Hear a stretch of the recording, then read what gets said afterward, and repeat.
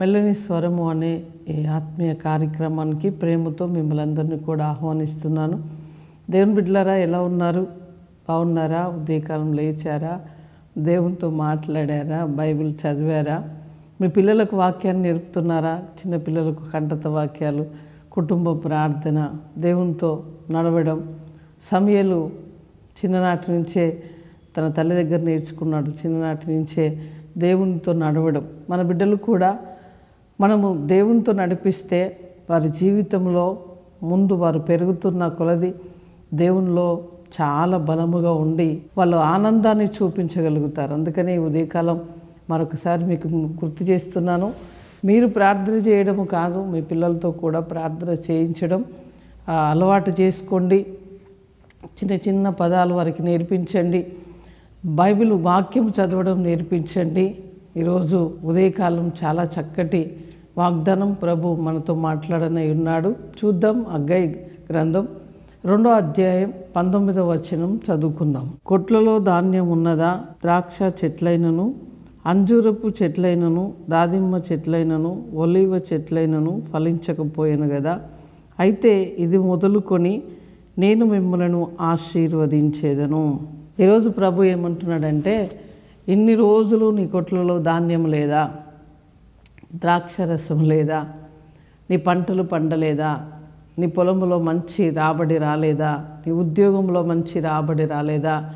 అంటే నీవు చేసే ప్రయత్నాలు, పనులన్నిటిలో కూడా నీకు సంతృప్తి కలిగించలేదా? నీకు దీవెన రాలేదా? అయితే ఇది మొదలుకొని నేను మిమ్మల్ని ఆశీర్వదిస్తాను. చూడండి, ఇన్ని రోజులు మనం కష్టపడ్డామేమో, మనం ప్రయాసపడ్డామేమో. పేతురు రాత్రి అంతా వల వేశాడు, సముద్రంలో వల వేశాడు. అక్కడ ఏం దొరకలేదు ఆయనకు. ఉదయకాలం యేసుప్రభు వచ్చి ఆయన ధోనిని తీసుకొని కొద్దిసేపు వాడుకొని తర్వాత పేతురు ఇక చేపలు పట్టు అంటే ఆ చేపలు పట్టుమనగానే ఆయన అన్నాడు, అయ్యా నేను రాత్రి అంతా ప్రయాసపడ్డా, నాకేం దొరకలేదు.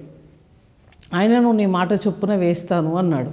అంటే ఆయన మాట చొప్పున కుడి పక్కకు వల వేయగానే ఆ యొక్క దోణి అంతా కూడా, ఆ యొక్క వలంతా కూడా పికిలిపోయే అంతగా చేపలు పడ్డాయట. అంటే 2 దోణెలు కూడా నింపబడ్డాయి. ప్రభు అంటున్నాడు, గత సంవత్సరాలు నువ్వు కష్టపడ్డావేమో, నీకేం దొరకలేదేమో, అయితే ఈ నూతన సంవత్సరంలో నేను నిన్ను ఆశీర్వదిస్తాను. అయితే ఇది మొదలుకొని నేను మిమ్మల్ని ఆశీర్వదిస్తాను అంటున్నాడు. ధైర్యం తెచ్చుకోండి దేవుని బిడ్డలారా. నిన్న మొన్న ఉన్నట్లుగా, గత కాలంలో, గత సంవత్సరాల్లో ఉన్నట్లుగా నీ జీవితం ఉండదు, నీ కుటుంబం ఉండదు, నీ వ్యాపారం ఉండదు, నీ ఉద్యోగం ఉండదు. ఆయన వాక్కు ఇచ్చాడంటే ఆ వాక్కు నెరవేరుస్తాడు. ఆ పేతురు ధోనిలో ఎటువంటి ఆశీర్వాదం వచ్చిందో నీ కుటుంబంలో కూడా అటువంటి మంచి దీవెనకరమైన ఆశీర్వాదం నువ్వు చూడబోతున్నావు. నీ చేతి నిండా డబ్బులు, నీ చేతి నిండా నువ్వు సంపాదించబోతున్నావు. నీకు ఇష్టమైనంతగా ప్రభు నిన్ను ఆశీర్వదించబోతున్నాడు. కనుక ధైర్యముగా ఉండండి. ప్రార్థన చేసుకుందాం.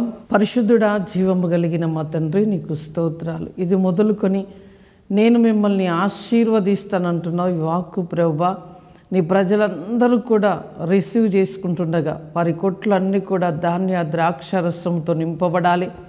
పేతురు ధోని ప్రభువా విస్తారమైన చేపలతో నింపబడినట్లుగా నీ వాక్కు ప్రభువా ఎంతమంది రిసీవ్ చేసుకుంటున్నారో వారందరికీ నీ ఆశీర్వాదం సమృద్ధిగా వచ్చునుగాకని ప్రార్థిస్తున్నాను. ప్రభువా వారి చేతి పనులు, ఉద్యోగాలు, వ్యాపారాలు దీవించబడాలి. కృపతో నీ బిడ్డలు నింపబడాలయ్యా. ఐశ్వర్యవంతులుగా అయ్యా ఘనమైన స్థితిలో నీ బిడ్డలు ఉండునట్లుగా సహాయము చేయండి ప్రభువా. మేలుతో వారి హృదయాన్ని తృప్తిపరచండి.